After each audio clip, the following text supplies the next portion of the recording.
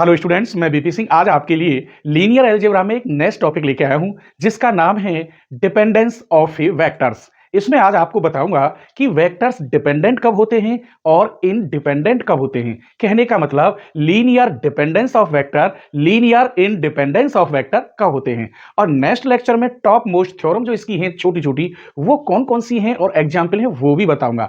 आज मैं डेफिनेशन बताऊंगा, मजेदार डेफिनेशन है, और दोनों पर एक एक दो दो क्वेश्चन दूंगा। पूरा मजा आएगा आपको गारंटी से। एक बात बताइए, जब कह रहा है linearly dependence of A vector, इसका मतलब है कि मुझे वेक्टर्स के कुछ नंबर लेने होंगे, और वेक्टर किस पर होता है? फील्ड पर। फील्ड के भी कुछ नंबर लेने होंगे। फिर मैं एक इक्वेशन बनाऊंगा, सॉल्व करूंगा। जो फील्ड के मैंने स्केलर नंबर लिए हैं, यदि वो जीरो आ जाते हैं तो जो वेक्टर हैं वो लीनियरली इंडिपेंडेंट कहलाते हैं। यदि वो जीरो नहीं आते तो लीनियरली डिपेंडेंट कहलाते हैं।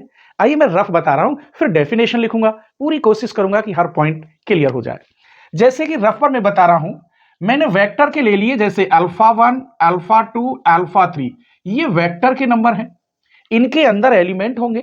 और फील्ड के ले लिए जैसे A1, A2, A3। तब हम कॉम्बिनेशन बनाते हैं A1 alpha 1, A2 alpha 2, A3 alpha 3, और भी होंगे, मैंने लिख दिया AN अल्फा n। और इसे हम जीरो के इक्वल रखते हैं, तभी तो सॉल्व करेंगे। 3 इक्वेशन बनेंगी, 4 इक्वेशन बनेंगी, वो इस वेक्टर पर डिपेंड करता है। अब जब इक्वेशन बनेंगी, यदि सॉल्व करने के बाद A1, A2, A3 या AN तक इन सब की वैल्यू जीरो आ जाती है। क्या आ जाती है? जीरो। तो ये जो वेक्टर हैं ये लीनियरली इंडिपेंडेंट होंगे। जब जीरो आंसर आ गया तो किसी पर डिपेंड ही नहीं होंगे। यदि इनका मान A1, A2, A3, AN इनमें से किसी का मान जीरो नहीं आता तो ये लीनियरली डिपेंडेंट कहलाएंगे वेक्टर। अब मैं इसकी डेफिनेशन लिख रहा हूं छोटी सी सिंपल वे में। देखिए, चैप्टर का नाम है लीनियरली डिपेंडेंस ऑफ वेक्टर। मैं इसमें बताऊंगा सबसे पहले linear dependence and independence of vector की डेफिनेशन क्या है। Linear dependence and independence of vector. तो इसका ये फर्स्ट लेक्चर दे रहा हूं। सेकंड लेक्चर में कौन कौन से क्वेश्चन होंगे वो भी बताऊंगा। मान लीजिए इसकी डेफिनेशन देखिए बहुत ही सिंपल वे में। Let V be a vector space over the field F.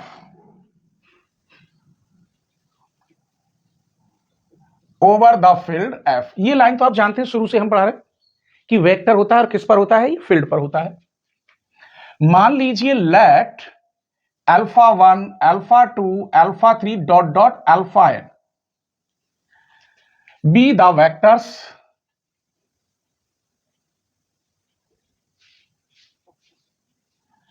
Of V।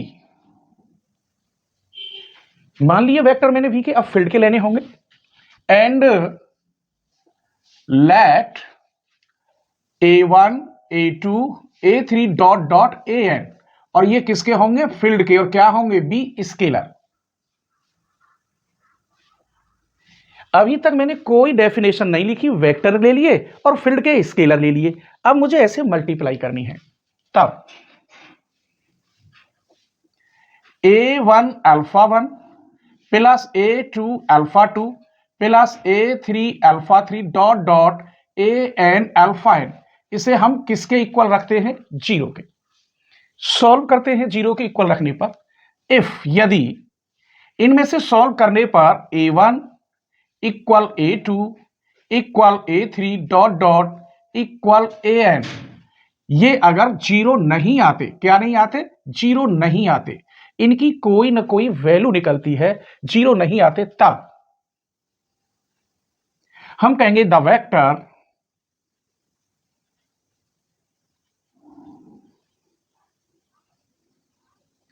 Vectors alpha 1, alpha 2, alpha 3, alpha n are called linearly dependence.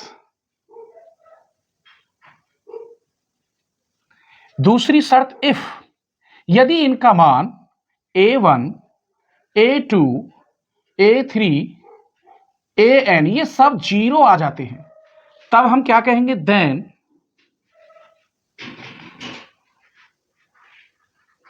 then the vectors alpha 1 alpha 2 alpha 3 dot dot alpha n are called linearly independent। तो हमने यहां तक क्या सीखा, vector होंगे हमारे पास, question में दे रखे होंगे, स्केलर आपको अपनी तरफ से लेने हैं, a1 a2 a3 ले लो, abc ले लो, c1 c2 c3 ले लो।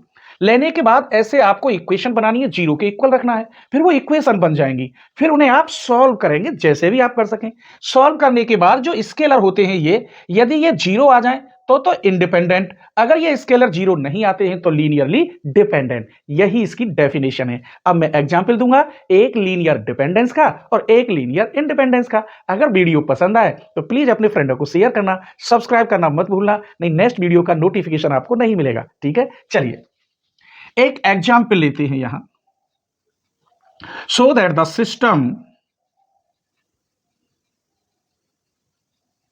सिस्टम ऑफ थ्री वेक्टर, ये वेक्टर्स लिखा हुआ, और वेक्टर क्या है 1 3 2, दूसरा वेक्टर 1 -7 -8, तीसरा वेक्टर 2 1 -1 ऑफ V3R। ये तीन वेक्टर है और सभी के अंदर कैसे हैं, रियल नंबर है। इसका मतलब ये है, और ये प्रूफ करना है, इज लीनियरली डिपेंडेंट। ऐसे लिखे देता हूं, यहीं आ जाएगा लीनियरली डिपेंडेंट। अब मैं ऐसे लिखूंगा लीनियरली डिपेंडेंट, और इंडिपेंडेंट में LI बना देता। क्लियर, आइए सॉल्यूशन करते हैं इसका। इसको मान लीजिए let alpha 1 equal to 132, alpha 2 equal to 1 -7 -8 and alpha 3 equal to 1 -1। इसके बाद आपको दिखाई नहीं देगा, इसलिए ऊपर चलते हैं। मान लीजिए let A B C R scalar of field, या एफ कह दो या फील्ड, ये वाले मानने पड़ेंगे आपको फील्ड के, तो मैंने यहां एबीसी ले लिया है। तब ये इक्वेशन बनानी होगी, ये वाली बना रहा हूं। तब a alpha b, a alpha 1 है, alpha 1 b alpha 2 plus c alpha 3 equal to 0। यहां पहुंच चुके हैं हम। क्लियर, आइए वैल्यू रखिए। ए अल्फा 1 की वैल्यू है, ये रही 132 प्लस बी अल्फा 2 की वैल्यू कहां है 1 -7 -8 प्लस सी अल्फा 3 की वैल्यू 2 1 -1 इक्वल टू 0। अब इनको सेपरेट करना है। अब तो हाई स्कूल की बात आ गई। इस 1 में मल्टीप्लाई करोगे ए, इसमें करोगे प्लस के बी, इसमें करोगे तो प्लस के 2c इक्वल टू 0। अब दूसरे नंबर पे करोगे इस वेक्टर में तो 2a 3a, इसमें करोगे -7b, इसमें करोगे तो प्लस के c इक्वल टू 0। तीसरे नंबर पर 2a -8b और माइनस के c इक्वल टू 0। ये फर्स्ट इक्वेशन, ये सेकंड और ये थर्ड। बस इनको सॉल्व करना है। देखिए सॉल्व करिए। अगर मैं सेकंड प्लस थर्ड कर देता हूं तो ये कट जाएगा। ये कितना हो गया 5a माइनस के 15b इक्वल टू 0। इसका मतलब ये हुआ 5 की डिवाइड कर दो, a minus 3b equal to 0। अभी अगर इसमें 2 की मल्टीप्लाई इस फर्स्ट को प्लस कर दें तो भी c कट जाएगा। देखिए सेकंड में हम मल्टीप्लाई करेंगे 2 की और इक्वेशन फर्स्ट को प्लस कर रहे हैं, तो यहां इसमें 2 की मल्टीप्लाई करोगे तो कितना हुआ 4a माइनस के 16b माइनस के 2c इक्वल टू 0। फर्स्ट को प्लस कर रहे हैं a plus b plus 2c equal to 0। ये फिर कट गया, कितना हुआ ये 5a माइनस के 15b इक्वल टू 0। यहां 5 की डिवाइड कर दी तो यहां भी a minus 3b equal to 0। दोनों बार हमें सेम वैल्यू मिली। इसका मतलब ये हुआ a minus 3b equal 0, it follow that a equal to 3b। अब a इक्वल टू 3b मुझे फर्स्ट में रख लूं या सेकंड में? इन फर्स्ट देख लीजिए, ये रहा a plus b plus 2c equal to 0। इसकी जगह पर 3b plus b plus 2c equal to 0। इसका मतलब 4b plus 2c equal to 0।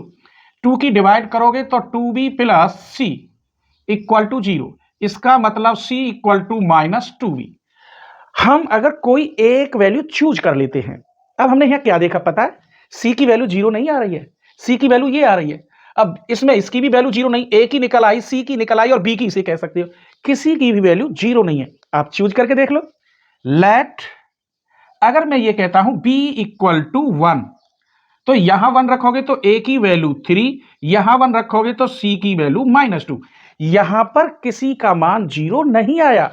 जब 0 नहीं आता किसी का भी, तो वो वेक्टर क्या कहलाएंगे? Linearly dependent. हेयर, ये हेयर है a b c does not equal to 0, therefore the vector alpha 1 alpha 2 alpha 3 are linearly dependent. तो ये एग्जाम्पल आपको कैसा लगा मेरे बच्चों? एक छोटा सा कमेंट जरूर करना, स्क्रीनशॉट ले लीजिए। चलिए तो क्वेश्चन नंबर 2 देखिए, लीनियरली इंडिपेंडेंट का लिया है।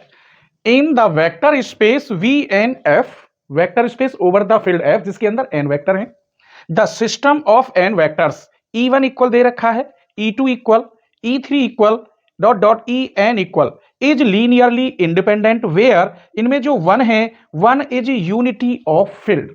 क्लियर? आइए तो हमें E1 E2 वेक्टर स्पेस दे रखे हैं। Solution,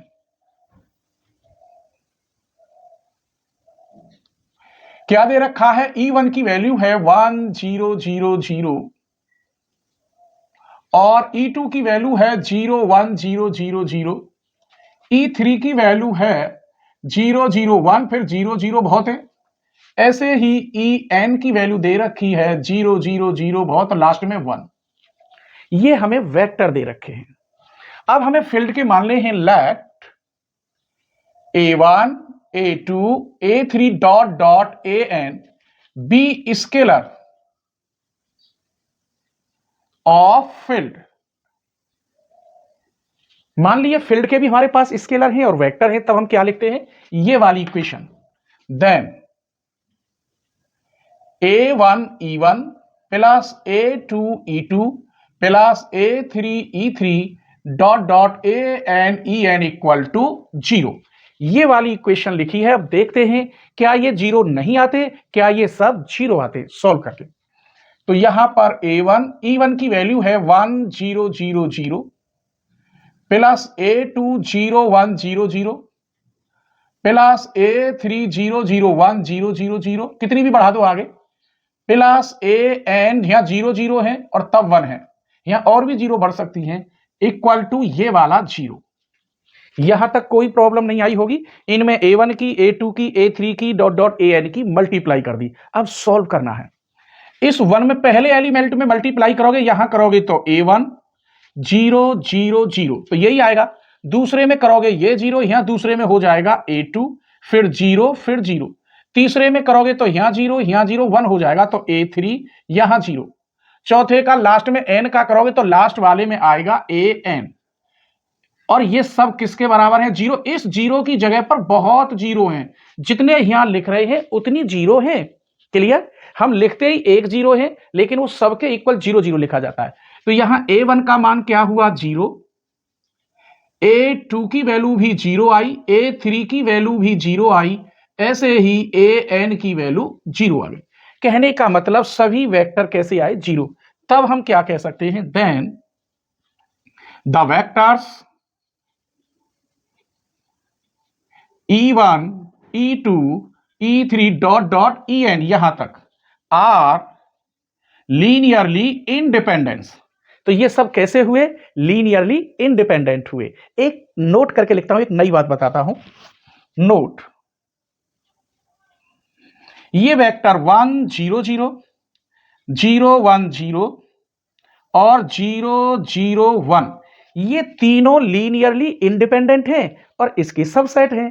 clear? तो ये बात लिख रहा हूं, इज लीनियरली इंडिपेंडेंट और सबसेट काय के हैं ये ऑफ V3F VNF या V3F लिख दो। तो ये कैसा लगा एग्जाम्पल बताना जरूर। लेक्चर 2 में आपको टॉप मोस्ट क्वेश्चन कौन कौन से देने वाला हूं वो भी देखते जाइए। चलिए स्क्रीनशॉट ले लीजिए। तो लेक्चर 2 में कौन कौन सी थ्योरम और क्वेश्चन लेके आ रहे हैं वो और देख लीजिए। सबसे पहले मैंने वहां लीनियर स्पान को डिफाइन किया है क्योंकि वहां लीनियर कॉम्बिनेशन की जरूरत पड़ती है, ठीक है। फिर इसमें एक थ्योरम है, the linear span LS of a non empty subset S of B is a सब स्पेस ऑफ B। तो ये एक ही थ्योरम है जो इंपॉर्टेंट थी, इसको मैंने डिफाइन किया है। फिर दूसरे नंबर पर इसमें linear dependence and linear independence topic में इसको भी वहां बेखूबी मैंने दिखाया है क्या होता है, लेकिन थ्योरम वहां बताना बहुत जरूरी थी। तो ये थ्योरम है, every superset of linearly dependent set of vector is linearly dependent. दूसरी थ्योरम इसमें इंडिपेंडेंट की है, every superset of linear independent set is linearly independent. दोनों थ्योरम है, एक डिपेंडेंट के लिए और एक इंडिपेंडेंट के लिए, दोनों को मैंने बड़े प्यार से समझाया है। फिर इसमें दो एग्जाम्पल लिए हैं, थोड़े अलग टाइप के हैं। If alpha beta gamma are linearly independent vectors हैं of vector space VF then so that alpha plus beta, beta plus gamma, gamma plus alpha भी लीनियरली इंडिपेंडेंट होंगे।